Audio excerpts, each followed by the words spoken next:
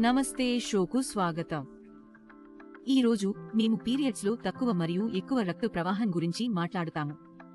ఈ రోజుల్లో ఈ సమస్య అనేక అమ్మాయిలు మరియు మహిళలలో కనిపిస్తుంది. కాబట్టి ఇది ఎలా గుర్తించాలో చూద్దాం. సాధారణంగా పీరియడ్స్ సమయంలో మాకు 2 నుండి 7 రోజుల పాటు రక్తస్రావం ఉండాలి మరియు మేము రోజంతా కనీసం 3 నుండి 4 ప్యాడ్లను మార్చాలి. రక్త ప్రవాహం 1 లేదా 2 రోజుల పాటు ఉంటే మరియు రక్త ప్రవాహం అంతగా తక్కువగా ఉంటే మొదటి 2 రోజులలో మేము కేవలం 1 లేదా 2 ప్యాడ్లను మాత్రమే మార్చాలి. అయితే మాకు హైపోమానియా సమస్య ఉంది, అంటే తక్కువ రక్త ప్రవాహం. మరొకవైపు మేము 80 మిల్లీ కంటే ఎక్కువగా మార్చాల్సి వస్తే, అంటే రోజంతా 5 నుండి 6 ప్యాడ్లను మార్చాలి మరియు రక్త ప్రవాహం 8 రోజుల కంటే ఎక్కువ ఉంటే, అయితే మాకు హైపోమానియా సమస్య ఉంది, అంటే అధిక రక్త ప్రవాహం. కాబట్టి ఈ సమస్య ఎక్కడ జరుగుతుందో తెలుసుకుందాం. గర్భధారణ మరియు ప్రసవంలో కొన్నిసార్లు గర్భధారణ సమయంలో కొన్ని మహిళలు రక్త కణాలను చూస్తారు, కానీ ఇది చాలా కొద్దిమంది వ్యక్తులకు జరుగుతుంది. మీరు గర్భధారణలో రక్త కణాలను చూస్తే ఇది మంచి సంకేతం కాదు. దానికి మీరు ఒక గైనకోలాజిస్ట్ అంటే ప్రసవ డాక్టర్ను సంప్రదించాలి. తల్లి పాలు మాత్రమే తాగే పిల్లలు ఉన్న మహిళలు, తల్లి పాలు లేదా పొడిచేసిన పాలు తీసుకోని పిల్లలు, ఆ మహిళలు తమ పిల్లలు ఆహారం తినడం ప్రారంభించే వరకు పీరియడ్స్ ఉండవు. ఈ పిల్లలు తినడం ప్రారంభించినప్పుడు తల్లి పాలు ఇచ్చే సమయం తగ్గుతుంది. దీనివల్ల హార్మోన్లు మారుతాయి మరియు క్రమంగా పీరియడ్స్ ప్రారంభమవుతాయి. యాన్ మరియు మెనోపాజ్ స్థితిలో మనకు జీవితంలో మొదటి పీరియడ్ ఉన్నప్పుడు కొన్ని నెలల పాటు మన రక్త ప్రవాహం సమానంగా ఉండదు.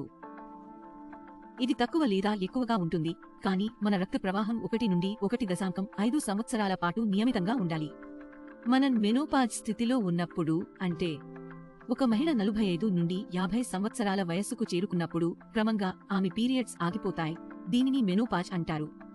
ఈ స్థితిలోకి ప్రవేశించే ముందు మహిళల పీరియడ్స్ అసమానంగా ఉంటాయి లేదా వారి రక్త ప్రవాహం తక్కువ లేదా ఎక్కువగా ఉంటుంది.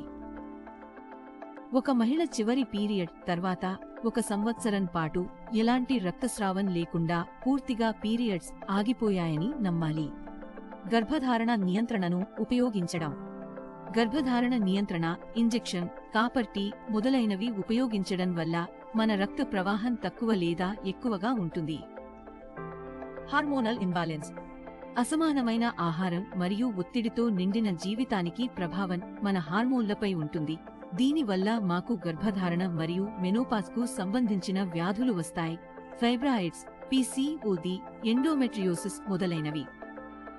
దీనివల్ల పీరియడ్స్ సమయంలో మన రక్త ప్రవాహం ఎక్కువ లేదా తక్కువగా ఉంటుంది. అనీమియాతో రక్తం లేకపోవడం వల్ల పీరియడ్స్ సమయంలో మన రక్త ప్రవాహం తక్కువగా ఉంటుంది. దీని చికిత్సకు మేము ఒక డాక్టర్ వద్ద వెళ్ళాలి. డాక్టర్ మీ పరిస్థితిని పూర్తిగా తనిఖీ చేస్తాడు, తద్వారా అతను మూల కారణాన్ని కనుగొనగలడు. అతను మీకు సమస్య నుండి ఉపశమనం పొందడానికి కొన్ని మందులు సూచిస్తాడు. కానీ మందులతో పాటు మీరు క్రింద పేర్కొన్న విషయాలను కూడా చేయాలి, తద్వారా మీరు తక్షణ ప్రభావాన్ని పొందుతారు. ఉదాహరణకు, నియమితంగా వ్యాయామం చేయడం, పోషకాహార ఆహారం తినడం, మీ బరువును నియంత్రించడం, మంచి నిద్ర పొందడం మరియు రోజుకు కనీసం 3 లీటర్ల నీరు తాగడం.